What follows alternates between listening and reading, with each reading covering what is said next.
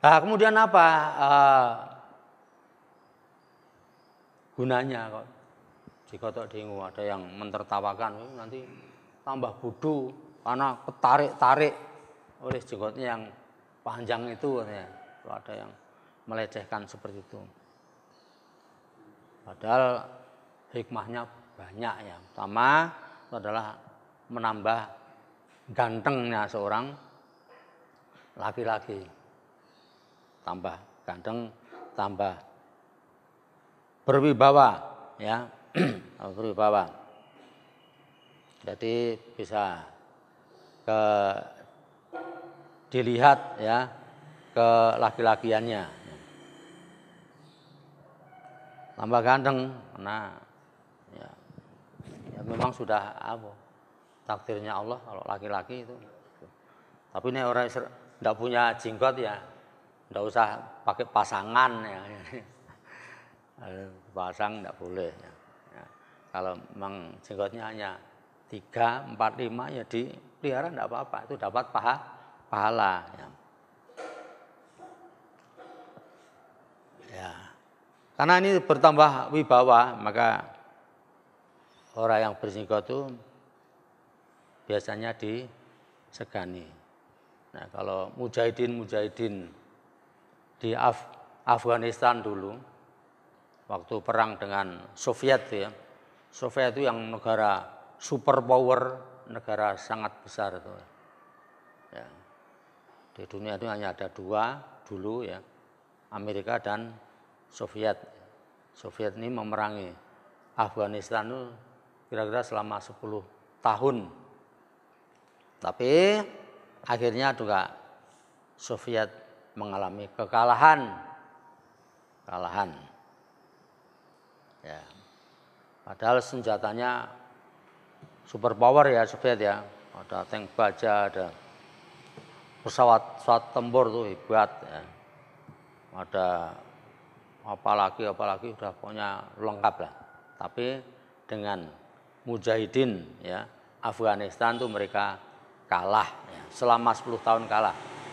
Dan setelah kalah negara Uni Soviet itu hancur berantakan ya, negaranya berkeping-keping, pecah-pecah ya. Ada Turkistan, berdiri negara sendiri. Ada Kazakhstan ya, ada Chechnya, ada mana lagi banyak sekali pecah belah ya. Karena juga salah satunya kewibawaan, kehebatan Afghanistan itu adalah mujahidinnya itu berjenggot. Nah, wibawa betul karena tentara Soviet itu setelah ditanya satu persatu itu yang padahal itu tentara militan, tentara yang militan ditanya, kenapa kamu takut dengan mujahidin itu? Saya takut karena jenggotnya. Tanya lagi, juga takut karena jenggotnya. Aja melihat jenggotnya sangat berwibawa ya. Sampai militer yang khusus itu sangat militan ya, pilihan itu takut ya kepada mujahidin Afghanistan, takut karena jenggotnya. Ini yang memberikan kewibawaan adalah Allah Subhanahu wa taala. Ini. Itu kadang-kadang seperti itu ya, orang meremehkan ya. Tapi ini karena sunnah Rasul pasti menguntungkan ya. Jadi melaksanakan sunnah Rasul itu pasti menguntungkan dunia maupun akhirat ya. Bahkan sekarang pada akhir-akhir ini menurut penelitian orang barat, orang Amerika, Inggris, Prancis itu, bahwa orang yang berjenggot atau memelihara jenggot itu badannya lebih kuat ya, dan otaknya lebih cerdas daripada yang tidak memelihara jenggot. Itu menurut penelitian orang barat. Maka Amerika sekarang ini konon ya membolehkan tentaranya untuk memelihara jenggotnya. Ini dengan penelitian-penelitian nih ya. Jadi orang asal ngomong ya, orang asal ngomong. Ya, dengan penelitian itu bisa dibuktikan itu, bisa dibuktikan nanti otaknya IQ-nya berapa, atau nanti badannya kekuatannya seberapa ini dengan penelitian-penelitian yang canggih ya. Seperti itu yang menurut penelitian. Maka kalau sekarang ya ada upaya untuk merendahkan ya orang yang memakai celana secara syariat Islam, kemudian juga memelihara jenggotnya, itu ya hanya hanya asal ngomong saja, ya asal ngomong. Juga pada zaman Belanda itu juga tokoh-tokoh Muslim, tokoh-tokoh pejuang itu juga dilecehkan oleh Belanda, juga dikriminalisasi. Orang-orang yang Islam yang sungguh-sungguh itu pada zaman Belanda disebut, atau Belanda menyebut ekstremis. Ya, ekstremis. Mana ekstremis dicari. Ekstremis. Orang-orang yang ekstrim, yang beragama secara berlebih-lebihan itu. Nah, kalau sekarang sebutannya apa itu ya? Ya pakai is sama ya, tapi bukan ekstremis. Ya termasuk ekstremis ya. Termasuk radikal ya. Termasuk menyebut teroris ya. Maka ucapan-ucapan seperti itu ya kita jangan sampai ikut-ikut, karena kalau tidak nyata orang-orang yang muslim, orang-orang yang mukmin bertakwa betul-betul ya, dikatakan orang yang buruk ya, dikatakan orang yang jahat, itu adalah merupakan fitnah ya, fitnah. Kalau di dalam Al-Qur'an disebut fitnah. Maka dalam surat Al-Buruj itu dikatakan, firmankan oleh Allah Subhanahu wa taala, innal ladzina fatanul mu'minina wal mu'minati tsumma lam yatubu falahum adzabu jahannama walahum adzabul hariq. Ya, berbahaya kalau sudah sampai tingkat fitnah ya. Maka kita jangan sampai ikut-ikut menfitnah ya.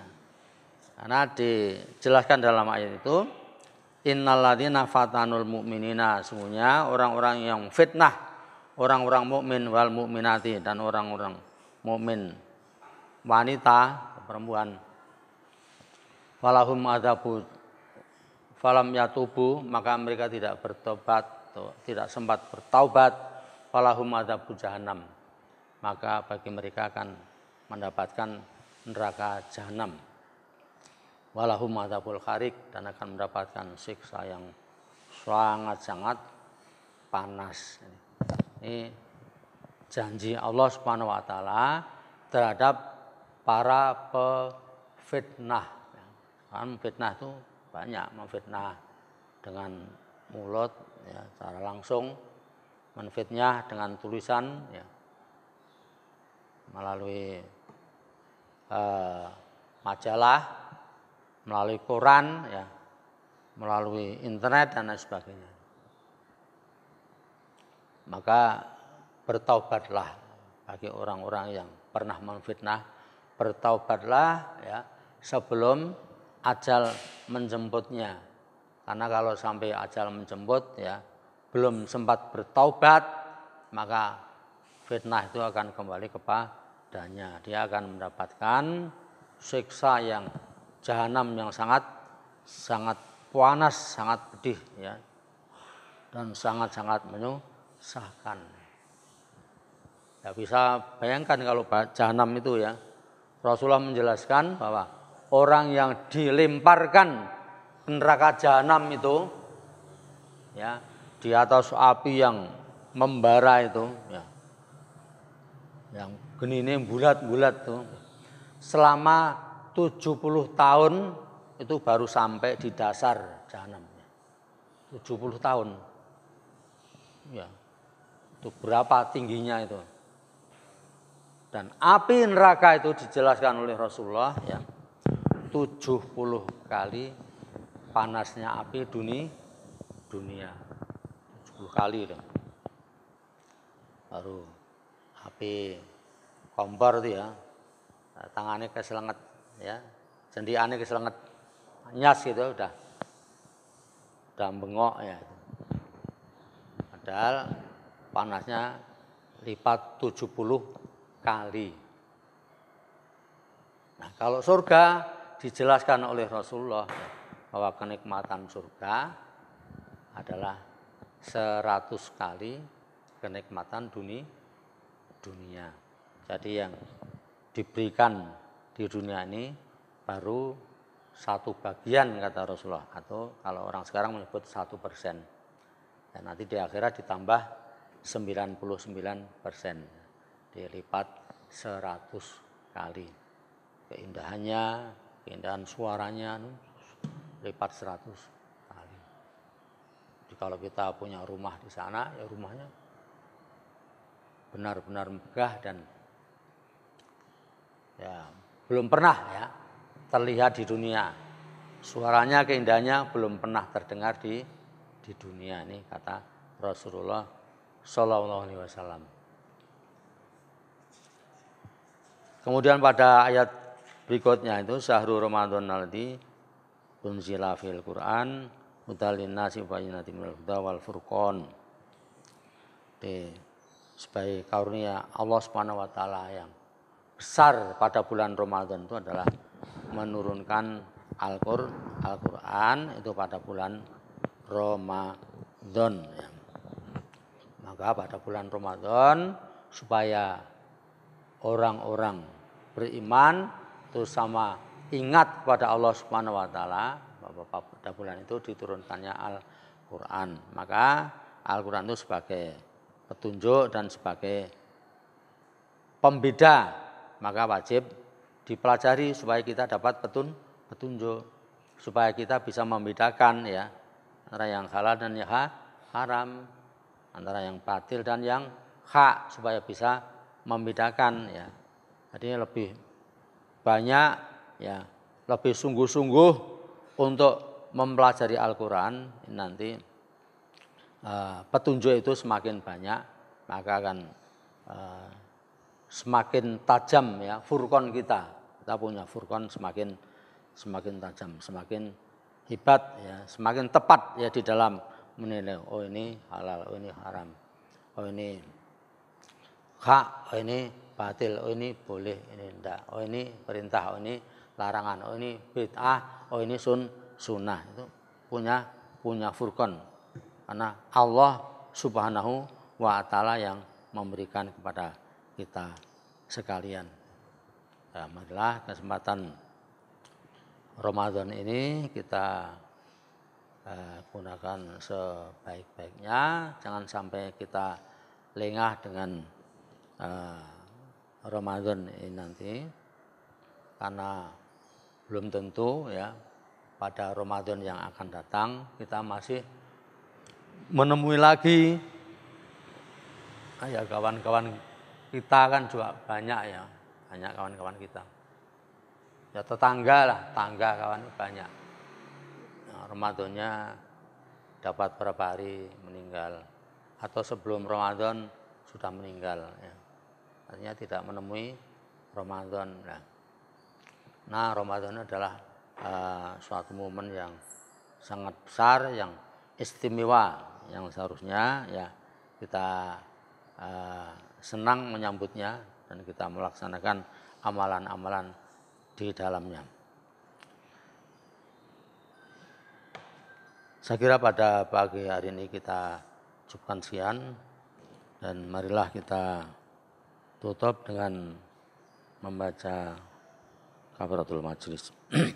Subhanakallahumma wa bihamdika asyhadu an la ilaha illa anta astaghfiruka. Wabillahi taufiq wal hidayah. Assalamualaikum warahmatullahi wabarakatuh.